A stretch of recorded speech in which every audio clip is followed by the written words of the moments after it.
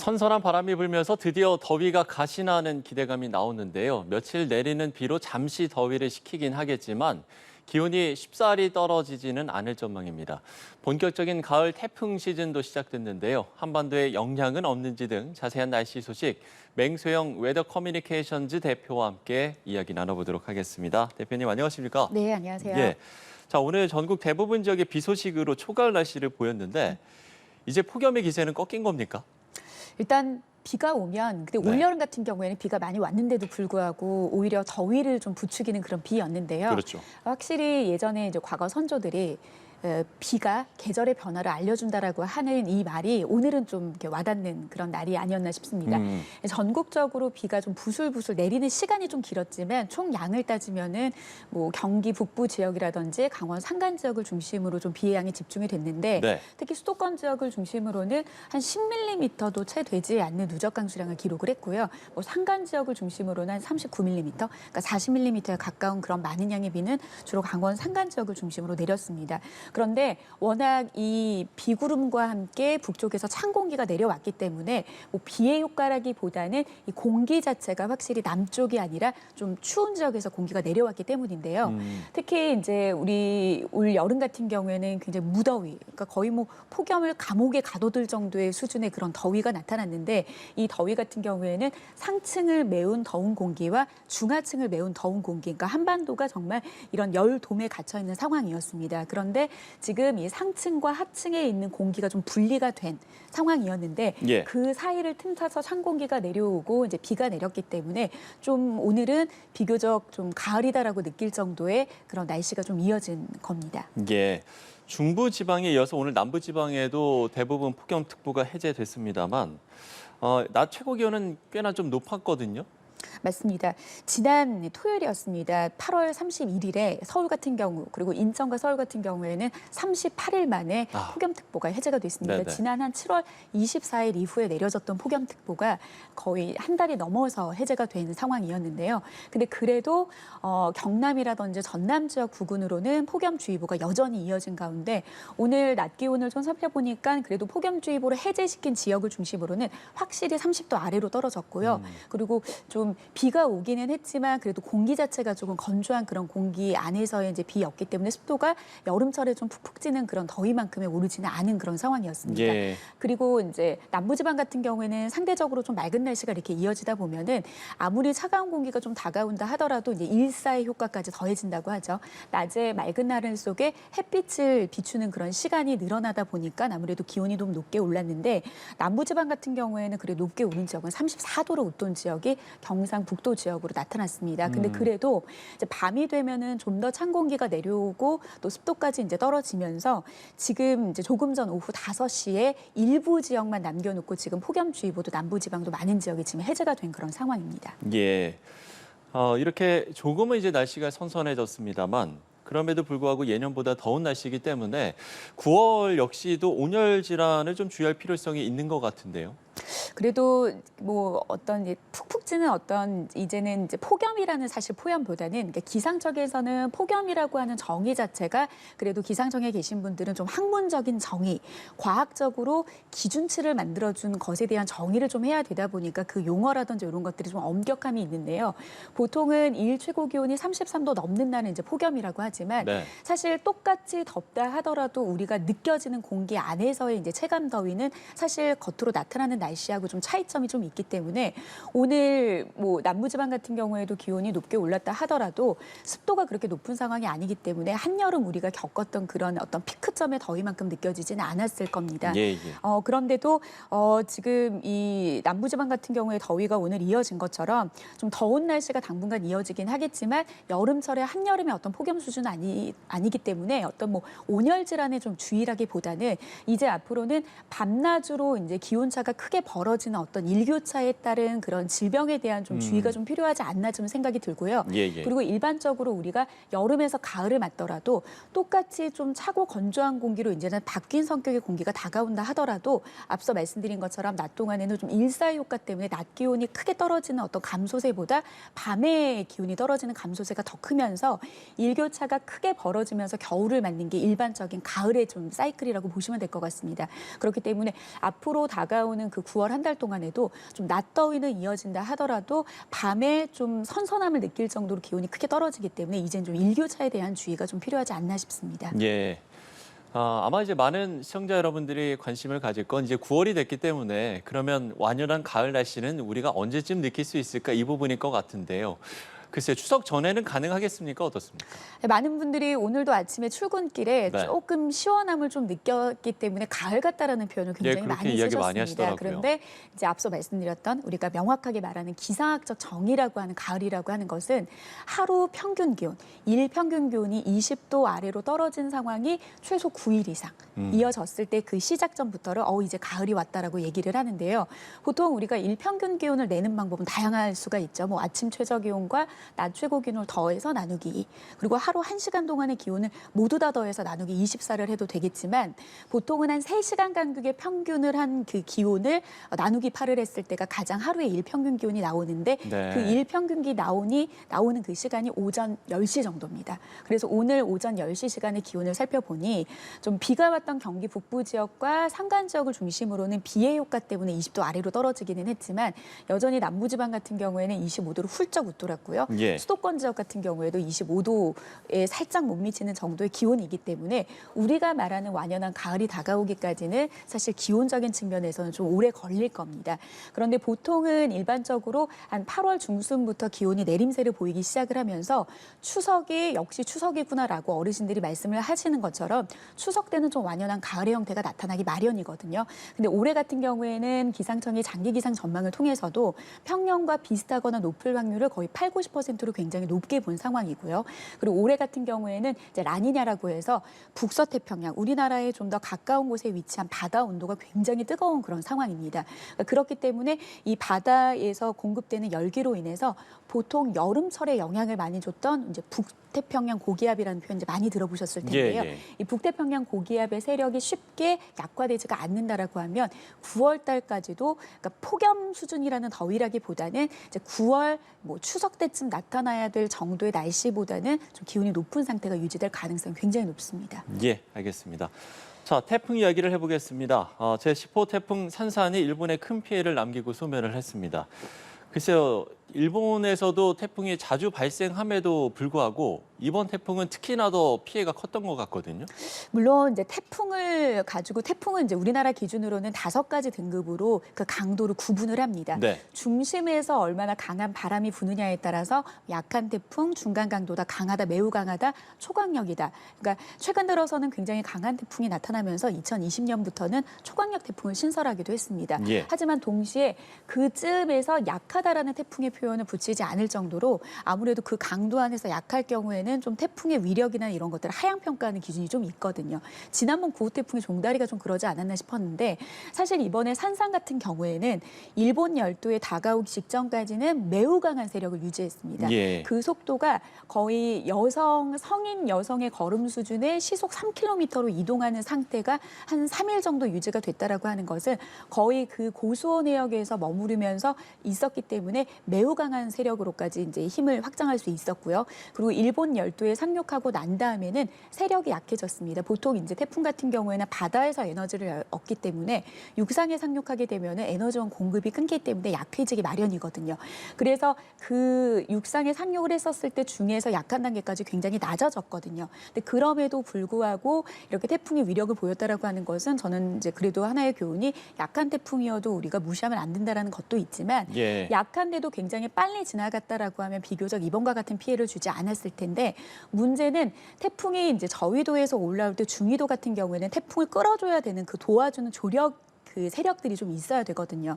그런데 북태평양 고기압 가장자리를 따라서 아무도 끌어주는 힘이 없었기 때문에 일본 열도의 약한 형태이긴 했지만 너무나도 오랫동안 머물렀습니다. 그리고 31일 오전에 태풍으로서 이름표를 떼기는 했지만 저기압 중에서도 강한 저기압의 형태로 지난 주말까지 머무르면서 추가적인 피해를 좀 야기를 한 그런 상황이었는데요. 그러니까 이렇게 태풍 같은 경우에도 자체적으로 가지고 있는 강도 말고도 이 태풍이 느리게 이동할 경우에는 굉장히 많은 그런 피해를 야기할 수 수 있는데 뭐 2022년에 우리나라에 영향을 줬던 역대급 힘남노는 반대로 굉장히 강한 세력이었지만 지금 거의 뭐 이번에 산산 태풍과 5배 이상이 넘을 정도로 센 세력으로 빨리 지나갔기 때문에 오히려 그 당시에는 강했지만 빨리 지나가서 피해가 더 많이 발생하지 않았다라는 걸 볼 수 있겠습니다. 예, 그렇군요.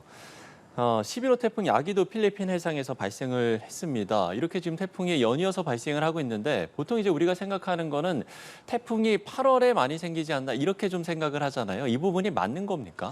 아무래도 이제 여름 같은 경우에는 이제 과거에 우리가 날씨를 생각을 할 때 여름을 대표적인 기상적인 특징을 뽑자라고 하면 장마 아니면 그리고 태풍을 태풍, 이제 예. 뽑았습니다. 그런데 이제 태풍 같은 경우에는 만들어지는 태생 그 원리를 좀 보셔야 될 것 같은데요. 결국에 태풍이 위협적인 존재이기는 하지만 지구상에서 없어서도 안 됩니다. 만약에 태풍이 발생하지 않아도 지구에는 엄청난 그 이상 기후 현상으로 나타날 텐데요. 결국에는 이 동그란 구형으로 되어 있는 지구에서 불균형적으로 태양으로부터 얻는 에너지를 적도의 열기가 많이 쌓여져 있는 그 열기를 중위도와 고위도에 이제 나눠주는 그런 수송의 역할을 해주는 게 바로 태풍이거든요. 그러니까 그 말은 즉 바다의 온도가 뜨거우면 뜨거울수록 더 많이 발생해서 많은 열기를 이제 옮겨다 주는 역할을 하는데 사실 우리가 가을이 됐다라고 하는 것은 대륙에 머무르고 있는 우리의 기준입니다. 바다의 기준은 다릅니다. 보통 이제 우리가 과학 시간에 배웠던 비열의 차이로 인해서 바다 같은 경우에는 이 육지보다 천천히 데워지고 천천히 식는 성질을 가지고 있기 때문에 예. 가을을 맞이하는 육상의 가을에서는 바다 같은 경우에는 이제 한여름 피크점을 그러니까 어떻게 보면 계절이 한 템포 늦어진다라고 볼 수 있습니다. 근데 이제 최근 같은 경우에는 지구 온난화로 인해서 바다의 온도가 좀 높아지고 있는 그런 상황입니다. 그래서 보통은 한 26도만 넘는 그런 수온에서는 태풍이 만들어지기가 쉬운데 이렇게 지금 우리나라 주변 북서태평양 부근이 30도가 넘는 고수온 해역으로 지금 형성이 되어 있는 상태에서 이렇게 뜨거운 바다는 태풍의 연료가 되는 수증기를 엄청나게 증발을 시키거든요. 보통은 한 1도 정도 그 바다 온도가 상승하게 될 경우에는 대기 중으로 품어지는 수증기가 7%인데 지금 그 이상 올랐기 때문에 한 10% 정도 더 많은 양의 수증기가 지금 늘어난 그런 상황입니다. 네네. 그렇기 때문에 뜨거워진 바다에서 오히려 더 많이 태풍이 만들어질 가능성이 굉장히 높고요. 그리고 이제는 이제 북태평양 고기압, 우리나라에 덥고 습한 그런 영향을 줬던 이 큰 공기 덩어리가 남쪽으로 물러나는 그런 상황에서는 이 태풍이 우리나라를 향할 수 있는 그런 경로를 만들 수 있는 유리한 조건이기 때문에 더 예. 조심해야 됩니다. 예, 그러면 일단 11호 태풍 야기가 지금 중국 남부를 향할 거라는 전망이 나오는데 물론 이 진로는 유동적이겠습니다만 우리나라에 영향을 미칠 가능성은 없겠습니까? 요즘에는 이제 날씨가 워낙 유동적이기 때문에 네네. 아마도 이제 많은 예보관들이 우리나라에 직접적인 영향은 안 줄 겁니다라고 했던 게 뭐냐면 앞서서 그 태풍의 이동 경로 화면이 좀 나갔었거든요. 그 이동 경로 화면을 좀 보시면 네. 그 중국 부근 쪽에 위치할 때 좀 지금 보는 붉은색 화면이죠? 원이 네. 보일 겁니다. 저 붉은색 원은 어떤 것을 의미하냐면 아무래도 그 중국 내륙 쪽에 향할 때 붉은색 원이 더 반경이 커지죠. 예. 이게 태풍의 중심이 위치할 확률의 70% 반경입니다. 아, 그러니까 저 안에서는 중심이 위치할 수 있기 때문에 네네네. 그런 과학적인 해석을 통한다라고 하면은 우리나라에 향할 가능성은 굉장히 낮아 보입니다. 그래서 한반도에 영향이 낮습니다라고 하지만 항상 불 가능성의 여부에 하나의 불확실성의 여지를 하나 남겨둔 태풍 하나가 뭐냐면 지난해 카눈이었습니다. 예. 그러니까 우리의 상식을 벗어나는 경로로 영향을 줬기 때문에 아마도 그런 최근 들어서 아무래도 유동적이라고는 하지만 그 태풍이 우리가 예상하지 못했던 경로로 갔던 태풍을 우리가 경험을 했기 때문에 이제 변수라서 이제 그렇게 얘기는 하겠지만 지금 현재로서 저 루트로서는 우리나라의 직접적인 영향의 가능성은 굉장히 이제 낮은 그런 상황이라고 보시면 되겠습니다. 예, 예. 태평양에서 발생한 허리케인 호네도 지금 12호 태풍으로 이름을 바꿀 가능성도 나오고 있는데 그러면 이 호네 역시도 한반도에 영향을 줄 가능성도 있긴 하겠네요. 더 지켜봐야 됩니다. 그러니까 태풍 예. 같은 경우에는 아무래도 이제 소나기 구름처럼 예보도 수명이라고 해서 2~3시간 안에 발생해서 우리에게 영향을 주고 사라지는 그런 기상 현상도 있기는 하지만 태풍처럼 한 일주일 넘게 우리가 지켜보면서 현상을 기다리는 그런 수명이 긴 기상 현상도 있기는 한데요. 일단 뭐 지금 허리케인하고 태풍하고 무슨 차이가 있느냐? 그러니까 결국에는 이제 태풍과 같이 열대 해상에서 남는 열을 수송하는 역할을 우리가 보는 사이클론, 뭐 허리케인, 그리고 태풍이라는 이름을 붙여주는데 그러니까 어디에서 발생을 하느냐에 따라서 이제 이름을 다르게 붙여주기는 하거든요. 그런데 이제 북서태평양 부근에서 발생하는 태풍이 전 지구에서 발생하는 태풍과 같은 그런 기상현상이 80개 정도라고 하면 거기에 한 50% 정도 넘는 한 30개 정도가 발생하는 반면에 아프리카 부근, 그러니까 어떻게 보면 북태평양의 동쪽 부근에 위치한 그런 해상에서는 한 1년에 14개 정도 발생을 하는데 이거는 이름 자체를 허리케인이라고 불러줍니다.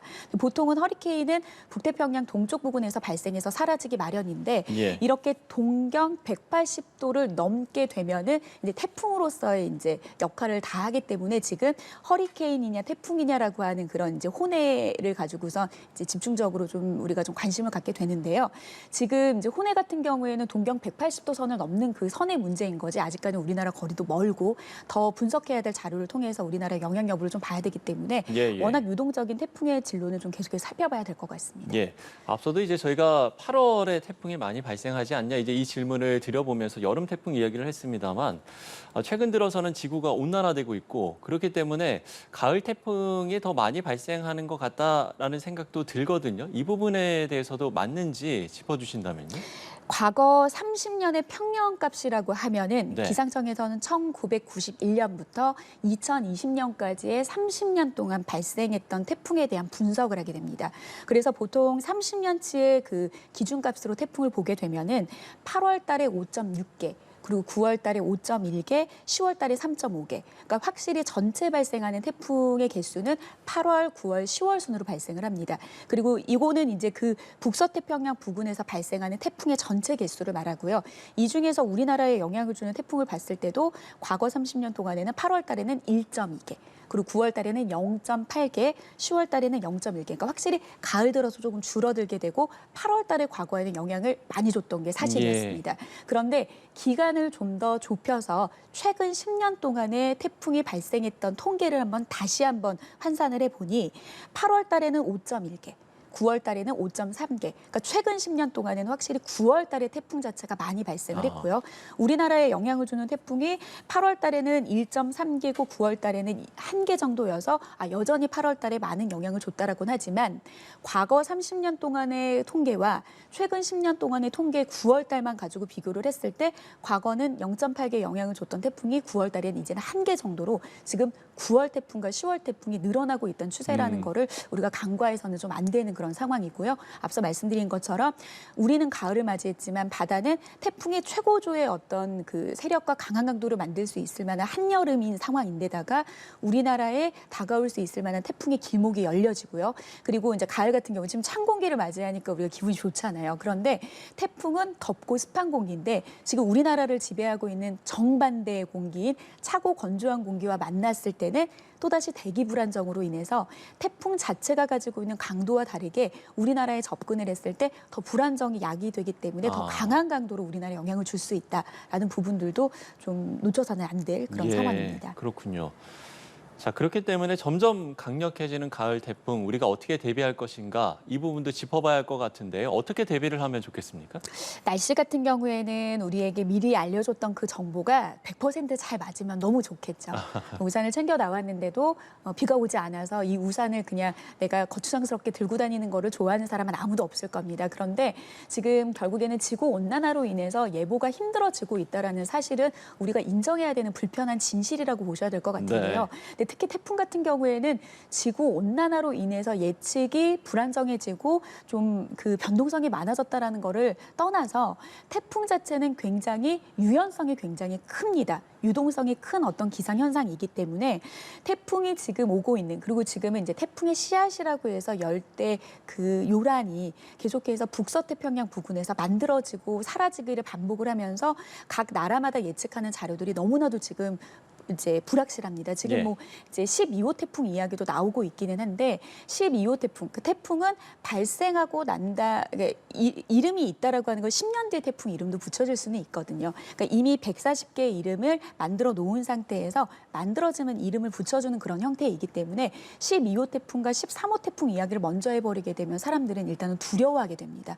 이미 만들어졌고 올라올 것 같다라는 그런 생각을 하고 있기 때문에 일단은 그 기상청에서 정확한 정확하게 태풍 직전에 이제 열대 저압부의 형태부터 발생하는 그 단계부터 발표하는 예보를 최대한 신뢰를 해서 유동적이고 변동성이 가능한 태풍을 같이 지켜보면서 우리나라에 유입되는 그런 경로가 정확하고 확실해졌을 때는 내가 위치한 지역에 이 태풍이 지나가진 않는지에 대해서 좀 꼼꼼하게 좀 챙겨보는 그런 좀 기상 선진국다운 기상 선진국의 국민의 그런 어떤 마인드로 좀 기상 예보를 올 가을 태풍이 올 때 좀 지켜보신다면 아무래도 좀 피해가 없는 그런 좀 상황이 되지 않을까라는 생각을 좀 해봅니다. 예, 알겠습니다. 가을 태풍 어떻게 대응할 것인가까지 짚어봤습니다. 맹소영 웨더 커뮤니케이션즈 대표와 이야기 나눠봤습니다. 대표님 오늘 말씀 고맙습니다.